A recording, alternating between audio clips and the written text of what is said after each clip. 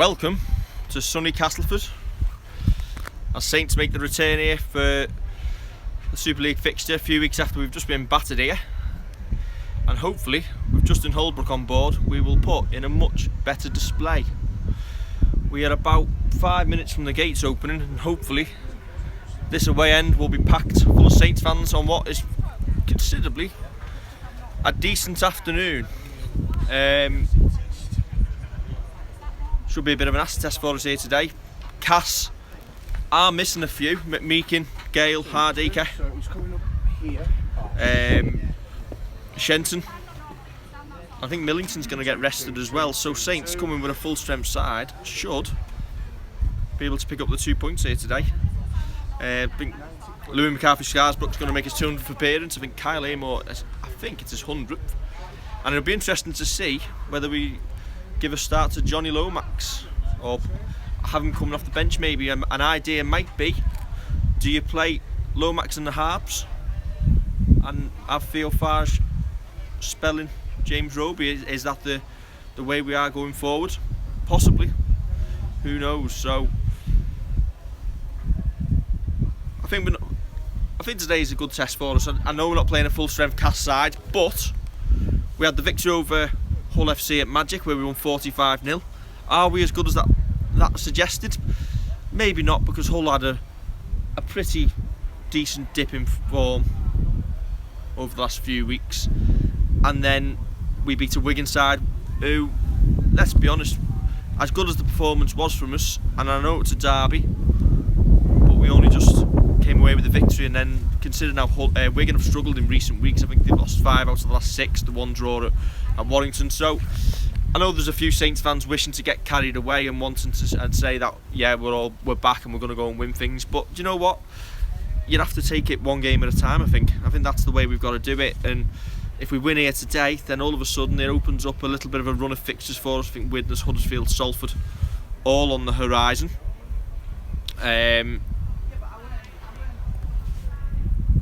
And the main things to do is, it's not about looking at it now and thinking, are we grand final winning material, are we top 4 material? It's making sure that you pick up your points and you stay in the fight. Because let's be honest, we're looking at this cast side, as great as they've been all year, they haven't had many injuries. I think Darryl Powell's been quite lucky in that he's been able to play his best 17 week in, week out.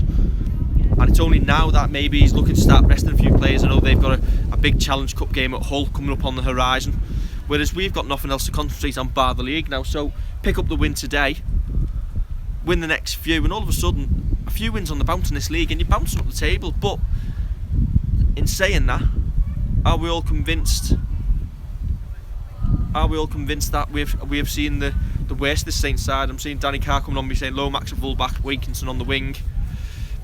Yeah, not a bad shout, because I feel Adam Swift has probably struggled in recent weeks.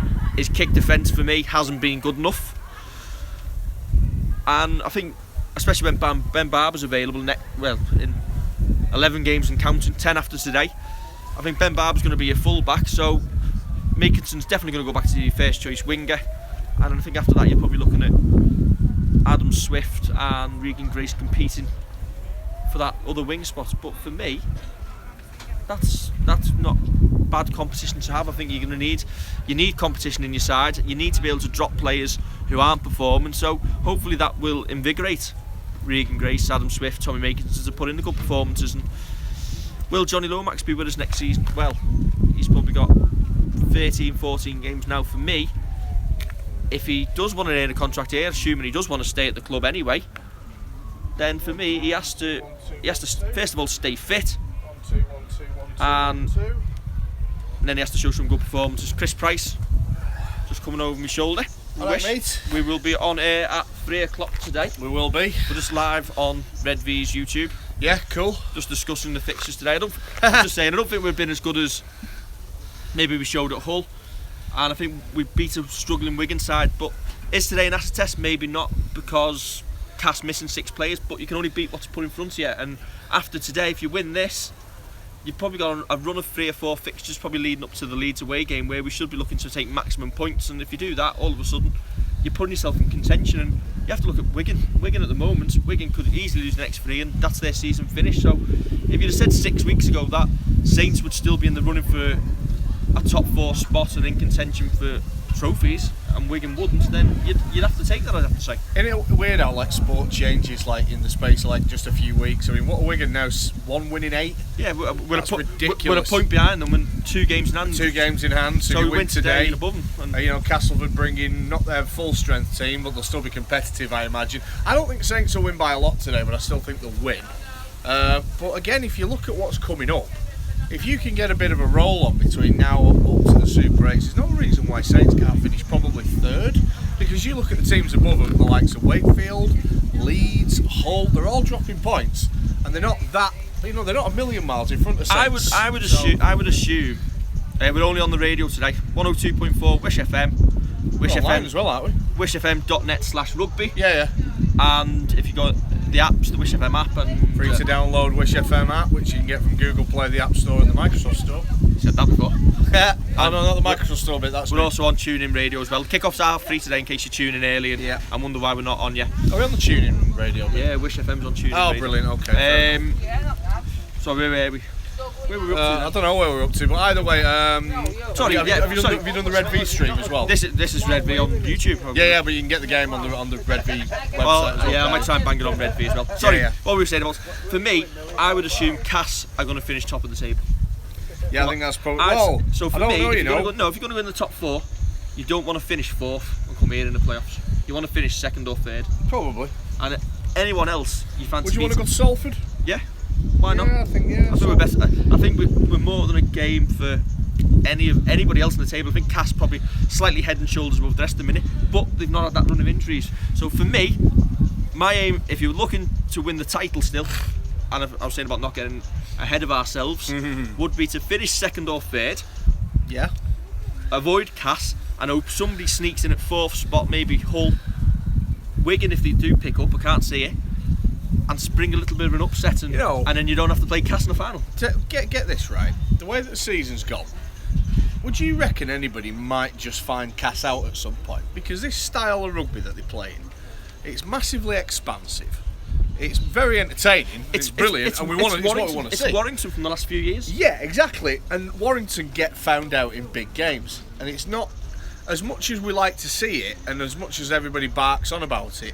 It's not trophy-winning rugby league as of yet, is it? Well, I know because everybody, the teams that win trophies are the teams that do the basics right, that don't miss the tackles, that don't make the errors. And when you're playing an expansive style, that leads to eventually errors. It's the old NFL adage, isn't it? Defence wins championships. Yeah, it does. And I think the same applies to rugby league. Have Castleford shown so far that they've got a watertight defence? Maybe not. And the thing is, they're going such full pelt at it at the moment. And have they peaked too early? If Cass go on to win the Challenge Cup, there's not many teams over the last few years who have managed to back up a Challenge Cup with a grand final afterwards. So, fingers crossed. I think there's a slip up here. I really do think there's a slip up waiting to happen. Just because, like you say, I think they've gone a bit too early. I think they've put all the cards on the table right from day one. If somebody finds Cass out in one of these big games. Well, Salford apparently are that way on, aren't they? I think they've found them out. If Cass get found out, it'll be like it'll give a prototype for teams how to beat them, and you might see 2 or 3 losses on the bounce. Yeah. Right. That's the thing about Saints now, because they've got a new coach and because they've got, in theory, a new way of going about things. People have now got to find them out again.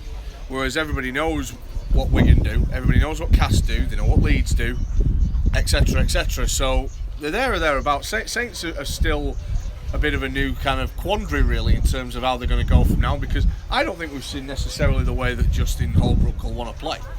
I don't think you'll probably see it too much this season. Well, I think you probably will. I think it'll be towards the end of the Super 8s, and not only that. By the way, go on. We're going to have Ben Barber at the end of them Super 8s. Yeah, I know, that's what I mean. So all of a sudden, once you maybe figure Saints out towards the end of the 8s and maybe finds a way of playing, then you've got to deal with Benny Barber coming across and playing in this team. There's no team in this league that's going to stop Benny Barber. Is Johnny Lomax playing today? He's in the squad, I know that. If you're watching, currently out on the centre of the field. Yeah, having a look. Having a look round. So you'd imagine that he is. So that would suggest that yes. I was talking at the start of this video. For me, I'd leave. Oh no, I said that was Johnny Lomax. It wasn't. But anyway, for me, oh, it's Swifty. Loving it. Distance, and sunglasses. Distance. Yeah. For me, I would play Liam Makinson at full back, and I'd be tempted to play Lomax coming off the bench in the halves and maybe put Farge back spelling ropes a little bit. Here's one for you. You ever thought of Lomax as a hooker? There's your other option, yeah. He's got, because honestly, when you think about it, he's decent got that ball distribution, low centre of gravity, great ball handling ability. He's got that little bit of a dart from a pace point of view, and we all know that Tommy Lee's not a Saints player. And when Ben Barber comes in, you've got to assume that he's going to play full-back straight away. So for me, if Johnny Lomax is going to stay at the club, he needs to reinvent himself. Yeah, I think so. I think as well. And Theo Farge isn't going to make way. Matty Smith isn't going to make way. For me, I think that's an ideal. And if he has got spot for Johnny, if he has got issues with his knees, moving him away from the full-back role will probably be more beneficial. Yeah, possibly. I mean, he will eat up the meters at hooker potentially. Yeah. That might be a bit of a concern. Plus, you're then putting him in the forwards, and you bring more tackling. But then again, in theory, if he can become a ball distributor rather than maybe, like you say, a fullback who's got to run the ball back and get tackled at least 20 times a game. If he can work the hooking role and maybe only get tackled 5 times a game, like you say, it certainly negates the need for needing brand new knees by the time you're 30 years old. So yeah, I'd watch out for that one. I think that's a dark horse. Personally, I think Saints, that now that Robes is coming to the end, are looking for another option. I think we might see a little bit, if he plays today, maybe a little bit of an idea what the plan is for him. Yeah.